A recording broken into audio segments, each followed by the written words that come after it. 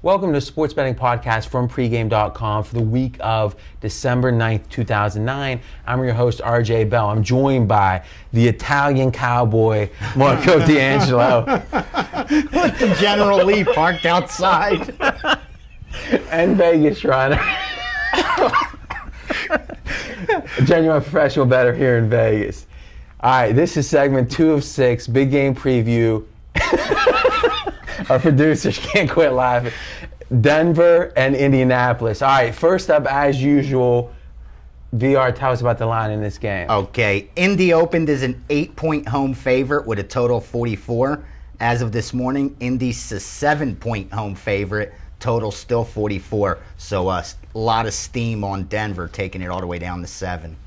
Okay, so as we always say, early moves with the dog, especially against a marquee team, are very genuine moves. We can feel pretty confident the wise guys like Denver. I agree totally. Okay, now this is actually going to be my official free pick on this game. And collectively, we each make one official free pick a week.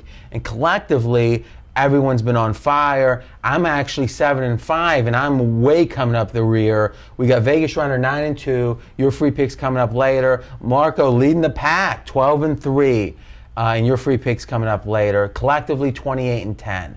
Okay, so before I give my free pick, Marco, what jumps out at you as a handicapper about this game? Well, the obvious is that you still have Indianapolis undefeated, but more so if you forget that for a second and look at the schedule that they've been playing, teams go through periods where they have significant games, and the Colts have played 4 high-profile games in a row, and forget the fact that they have the added weight of trying to stay undefeated. That in itself is a burden. I mean, they're coming off playing New England on Sunday night.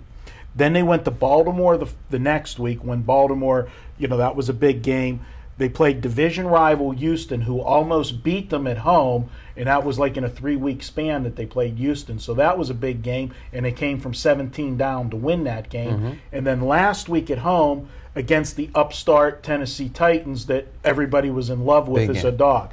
So you got to ask at some point, does this team run out of gas? All right, so you're saying because they've had so many high-intensity games that maybe are they out of gas? Any thoughts on that, Vegas runner? Yeah, I think it's more now that the odds maker has to really adjust for this team, not as much as them running out of gas, because they're 12-0, but they're 8-3-1 against the spread. And even though they haven't been getting bet a lot by the public, we talked about that in last week's podcast, how the public was even going against them in that dog spot in a couple times.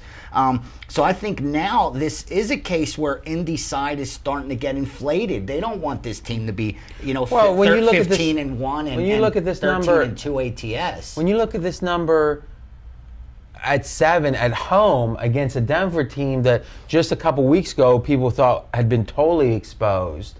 Now remember the Steelers went to Denver and were laying 3, right? So that means Steelers would have been 9 points at home with a 6-point swing for home field. So really what we're saying here is Indy, either Denver, and at that point Denver hadn't been fully exposed because they had only lost the 1 game against Baltimore. Right. Is this really an inflated line, or is this line a little short? No, now that it's 7, I think it's where it should be. I think when they brought it up above a touchdown, I thought that was a little high there. I think it's short, and really? I'll tell you why. You've heard me talk about situations where I'll set 2 games side by side that are on the schedule that week and compare the lines. And I did that with this game and another game we're previewing this week, Cincinnati, Minnesota. Denver is a second-place team playing an undefeated team. They're getting a touchdown on the road. Cincy is a first-place team playing another first-place team, Minnesota, and they're getting a touchdown on the road. If you put those 2 side by side, that doesn't make sense. But Denver beat Cincinnati, so it does make sense. That was the first week of the season. They beat them, and it's only one. But it's only one. What do you make Denver, Cincinnati on neutral right now? I'd make Cincinnati 1.5. Really? Yeah. I'd be bet. I'd make Cincinnati 1.5. I don't. As my daddy used to say, would be taking the rubber bands off on that. I don't think they're much more than that. Even according to LVSC's numbers, Indy should only be 8 according to their ratings, over Denver. They should be 8. I mean, Denver's 8-4. Well, that's why they opened it up at 8, and the public's saying it's too high. Which let's get to my official free pick here. I'm going with Denver in the first half. And we talked about this last week, where this Colts team, though last week was the exception. They're playing much better in the second half. We have the option of betting only in the first half. Why fight Peyton Manning in the fourth quarter? I think that Indy was undervalued, and we talked about, not undervalued, but not as valued as you'd expect for that an record. Team. Exactly. And for Peyton Manning. Exactly. But last week, they really played well. And to me, it was a statement game where it's like maybe the Colts are that good. Mm-hmm. That was kind of the takeaway. Maybe the Colts are that good. Right, it was. And watching that game, I don't think they are that good. I think they're a good team. But I think Tennessee made many mistakes. Yeah. The score was deceiving. Even watching the game, I was impressed by the Colts, but it wasn't as if they dominated that game. I think that the fact that now everyone's kind of saying maybe they are that good means that there's some value on Denver. Now, I would have loved the 8 for the whole game. True. But here's an interesting point when you play the first half. Usually the number's just cut in half. Now, it's not always the case, and when we're taping on Wednesday, we don't have a number yet. I'm hoping for 3.5 because it's interesting, though 7's a key number for the game. 3 is the key number, 2 clearly, cutting it in half. If you can get to 3.5, you really aren't losing anything for the fact that the game went from 8 to 7 because you would have gotten the 4, which, all right, you are losing something. But if you can stay above that 3, we're kind of taking advantage of the fact that there's been a move against us, but to a key number, but maybe we can avoid losing the key number in the halftime by getting the first half. Yeah, I like that. I do. And this Indy team, week by week, they're getting more banged up on defense. You're seeing more and more players getting carted off, and sooner or later that's going to add up. The other thing you can't forget, Denver's number 2 in the NFL in pass defense. So if anyone's going to show some resistance against Peyton Manning, it's going to be this team.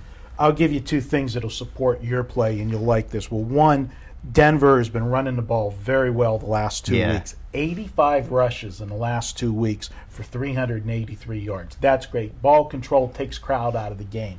This is what you're really going to like. The Denver coach is Josh McDaniels. He's a disciple of Belichick, who's the one coach that always gave Peyton Manning and the Colts problems. By playing in the first half, your play, the thing that makes the Colts so dangerous, Peyton Manning in that, is they make adjustments at halftime. Mm-hmm. So very effectively. Very effectively. So if New England, if McDaniels comes out with something, a good game plan, a good defensive game plan, puts them off their game in the first half. I like that first half bet even more. Yeah. Like Take off the rubber band. Like I said before we went on air, they don't keep me around just for the eye candy. I'm looking for a phone and stuff. So for those guys who are listening and not watching, you'll notice Marco has, if you we can't zoom in unfortunately, but he has his cowboy boots. Don't let it fool you. He has his cowboy boots. I'm not sure. Are they past your knee? They go up. And then he's got the little long, the Texas thing. I'm not sure if the contour of his belly allows you to see it, but it's what you'd put on the front of a Cadillac. And let me tell you, he went. And if you guys haven't heard the story, go to pregame. First of all, go to pregame.tv and watch his video to see the boots. But then go and watch This Week in Vegas, which Vegas runner Marco does. And they talk about Marco going to the National Rodeo this week, and it's affected him. The Italian cowboy. The music in the car, the new phone, the ringer. All right, great stuff. Next up, Cincinnati at Minnesota. We're going to preview it, and we actually have a pick on it from Vegas Runner. And remember, you can watch all of our videos at pregame.tv, or if you want to download and listen, just go to iTunes and search for pregame.com.